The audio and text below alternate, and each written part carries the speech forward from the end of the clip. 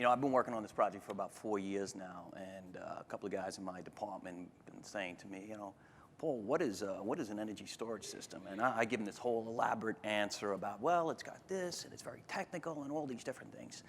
And then the guy looks at me and he says, you know, I'm a firefighter. Can you just dumb it down that I can understand it? Well, another way to look at it is a cell phone, right? The cell phone has a battery in it, correct?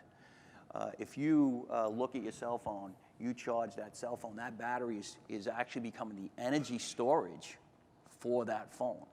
These energy storage systems that we are going to see out there in the field that are going to be challenging for us are going to be powering buildings. We're talking high-rise buildings, manufacturing buildings, utility scale size energy storage systems, and also even in the private dwellings, we'll see them. So they'll be proliferating, and there's a tremendous amount of energy as opposed to what we have the energy stored inside here. So you'll be dealing with a tremendous amount of energy.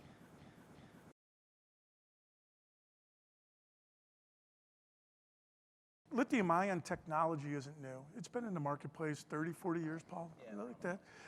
I want to say it's exploding in popularity now. That would be a bad choice of words.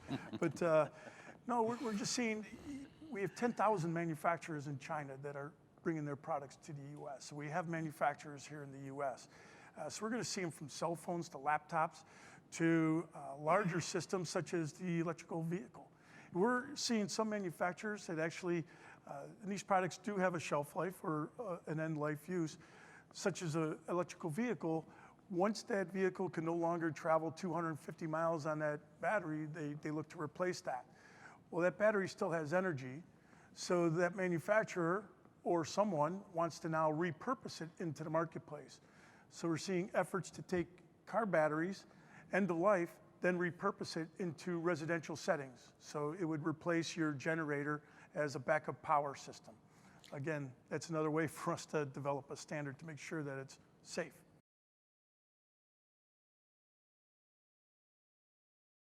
We're finding that when these things do go up, right, there is some toxic, corrosive, and flammable gases. As you can see right there, that white smoke is a flammable cocktail.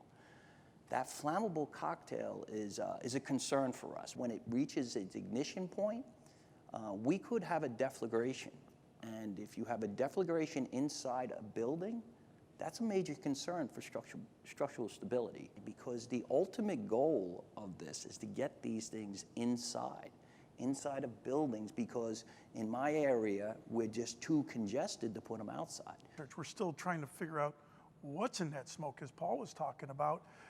What are the consequences of ignition? What are the consequences of confinement of that smoke and ventilation properties? So, you know, we have to understand it in order to advise our members to respond properly. Personally, I'd rather see that thing on fire, consuming that flammable gas, than actually having that thing just sitting there waiting for the ignition temperature.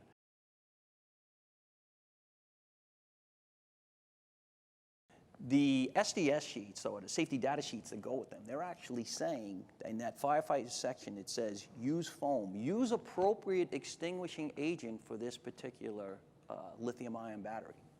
What is that? What is it? So there have been some people that have used foam. There was one incident where they actually called in the crash truck from the airport because this lithium-ion storage system went up in flames. And the crash truck came in 3 hours they poured foam into it. It didn't put it out. So guess what they used? They wound up using water. And guess how it went out? It went out with the water, because the water has a more cooling capacity than the foam. And the foam is also conductive. You know, you still have that stored energy in there. And we're concerned about that stored energy coming back to the firefighter itself. So water, we feel, is the best thing. Not we feel, the tests have shown that water is the best thing to use. In a typical structure fire, the fire service is dealing with a known fuel load. Whether it's combustible construction or non-combustible construction, using the fuel loads of that modern fire environment, we can start to understand what our engine companies are going to be able to perform with the given water that they have. The uniqueness of the energy storage systems is that it continues to produce this energy. There's a vast storage of energy. So these events can last for a long period of time, depending on how much energy is within that system. When we have a failure of an energy storage system, there's some critical components that we need to understand from the fire service perspective. One of the goals that we have is to get water on the burning surfaces. And the challenge with energy storage systems, we just can't get the water to the burning surfaces. So what are the elements that we have to evaluate as a fire service, and what are the tactics that we need to deploy? Those are the lessons that we're gaining out of this testing and this research. We've seen very limited success in extinguishing a cell fire, but it's been on a very small scale. When we scale it up, you're not going to put it out. So what we're trying to do is cool the surrounding cells and also hit the secondary combustibles that may be in the room, or like that residential system right there. If I see that coming out of the garage, as an incident commander, what I want to do is limit it there. I don't want that combustible wall to be engaged. I want to keep that fire there and surround the cooling cells to hopefully limit it. And lithium-ion is much different than lithium metal. And I think that's where maybe some confusion gets in there, that this is a hazmat experience or incident, and you go to the SDS, and as Paul was referring to, we've seen firefighters or incident commanders using the foam. It's not, we're not blaming them, right? Because we've got to get this information out. Well, Sean, that's funny, because I did speak to a couple of these guys that had these fires, and they said, well, why didn't you use water? They said, well, the SDS said, do not use water on this because of what you just mentioned about the lithium metal. So some people are thinking it's lithium, elemental lithium that's actually burning. It's actually a lithium salt, and we can use water. Matter of fact, we're telling you to use water. But the question is, how do you get them out safely? Because they could reignite. And the example that I like to use is there was an incident took place in New York City where a guy had his mattress on fire, tried to put it out. It was still smoldering. He put it into the elevator, tried to take it out of the building itself. It wound up lighting up inside the elevator. When he came down, he was burnt beyond recognition inside the elevator when the elevator doors opened up on the ground floor. So you always, I looked at it from that point of view as that, hey, guess what? These things could reignite, and how do we get them, if they're in the upper floors, how do we get them out safely? What's the safe way of actually getting them out? Some battery manufacturers are saying that they're not considered hazardous materials. So it's an interesting concept. The DOT for transportation, they consider it a hazardous material, but if you took a look at the DOT, I think they're in the process of updating their guidelines for a fire during a transportation accident with energy storage. They originally had recommended that you use foam for this particular type of fire. The IFF actually has made some recommendations to the DOT about changing that and putting that on, putting water as the suppressant for a lithium-ion during transportation fires. Some of these systems that were put out there inside containers, they were put in what they call clean agents. So clean agents really just knock out the oxygen. But in this situation, it's not about knocking out the oxygen. Lithium-ion creates its own oxygen, so it's hard to knock that out, right? And they also don't have the cooling capacity. There's no cooling capacity. If you can't absorb the heat, then you're not going to stop the reaction, and the reaction will continue to run its course and start a thermal runaway, which will propagate to cell to cell, and then possibly module to module, and then rack to rack, and so on.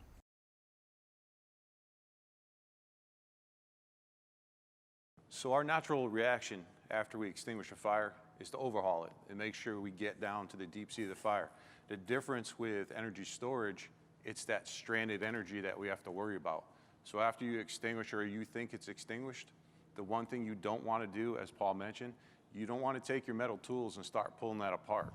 There's a lot of energy in there, or the potential for a lot of energy. And as you see with the arc flash in the last video, it's a pretty explosive flash, and that's this stranded energy coming out to you. And if you're that path to ground, you're going to receive that energy. So it's extremely dangerous. We don't want to be, poking tools into these and tearing this stuff apart.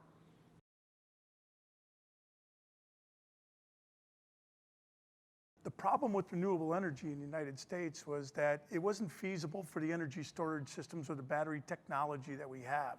That it wasn't, didn't make sense, and it wasn't, like I said, reasonable to start putting lead acid battery systems in people's homes.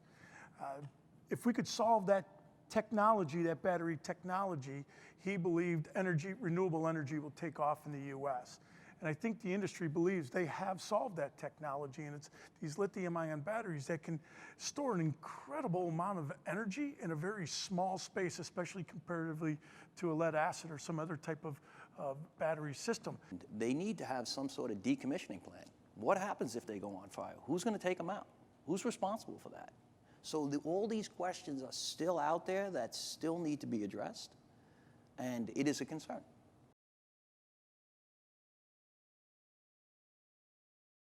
A battery unit can be up to 50 kilowatt hours, but it gives the exception. You can go up to 250 kilowatt hours within the fire code with the 3-foot separation, with the theory being it won't propagate from unit to unit to unit.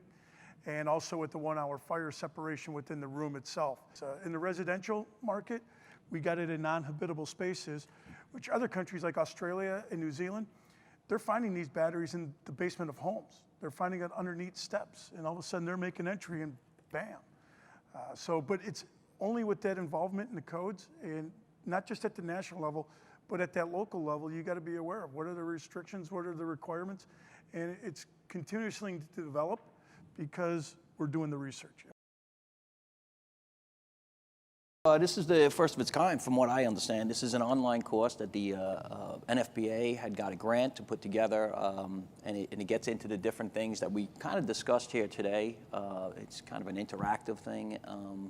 I went on it. I helped develop it, along Matt Pace actually was involved in that. So I recommend that you go to. There's the website right there. Give it a shot. You may learn some good stuff out of it. You get some good things out of that.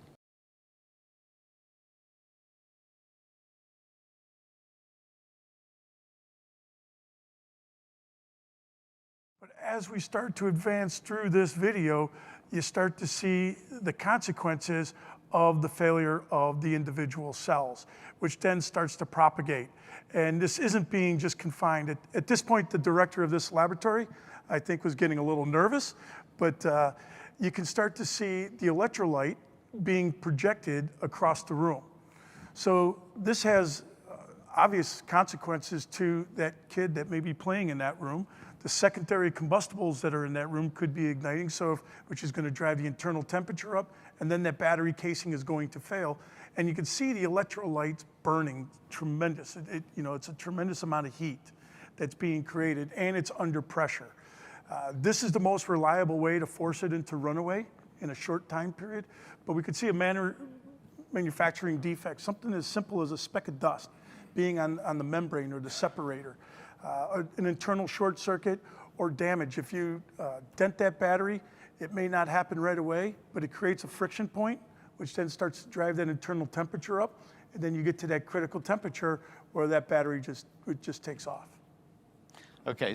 And when that damage occurs, it creates a friction point.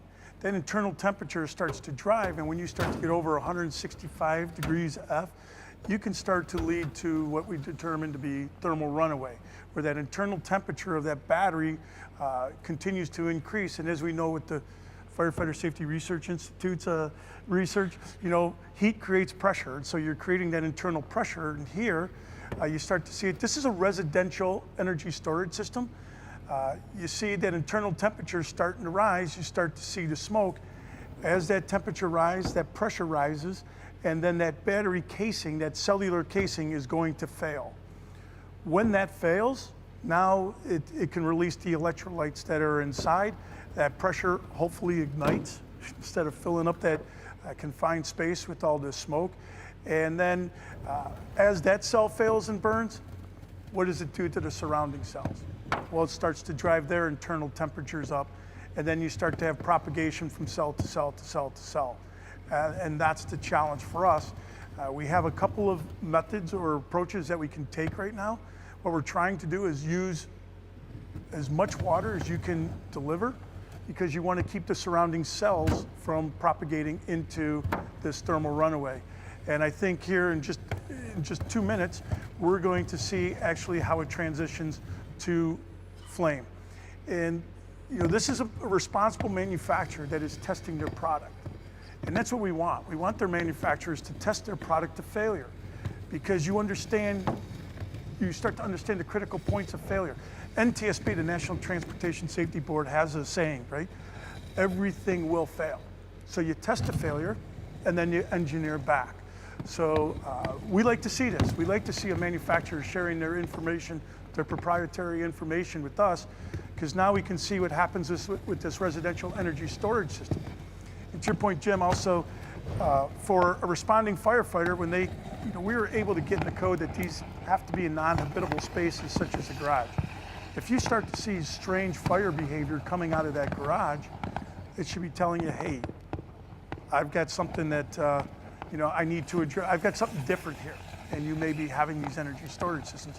And I think Tony's going to talk about what will accompany these and give you an indication you may have these. And that thing reignites, you're kind of responsible for that. Is that stranded energy? Is that? Yeah, it is. Similar? That stranded energy is another thing that we have to worry about. Even when these things are burnt, and they could be burnt beyond recognition, you won't even be able to recognize that it's a battery. There still is a stored and stranded energy in there. And that stored or stranded energy could actually do some serious damage, if not kill a firefighter. Or we could have the firefighters just have a small little fire, and then sure enough, some of the components in there could cause an arc flash. And that's what we see on the screen now, is that arc flash taking place. So I'm actually more concerned about post-fire events. In post-fire events, we know that these things have what they call reignition problems. Okay, so you can have a fire with these things, and sure enough, some people are calling them incomplete extinguishment. Whatever the terminology may be, these things can go back on fire. And that's important to understand that. You may not be able to, you may put this thing, what you think is out, but it still has a deep-seated fire inside there that you may not be able to pick up with your thermal imaging camera. Matter of fact, you're probably not going to pick up with your thermal imaging camera. So you're going to actually leave the scene thinking that, okay, the fire's out and we're good to go. But that fire could reignite.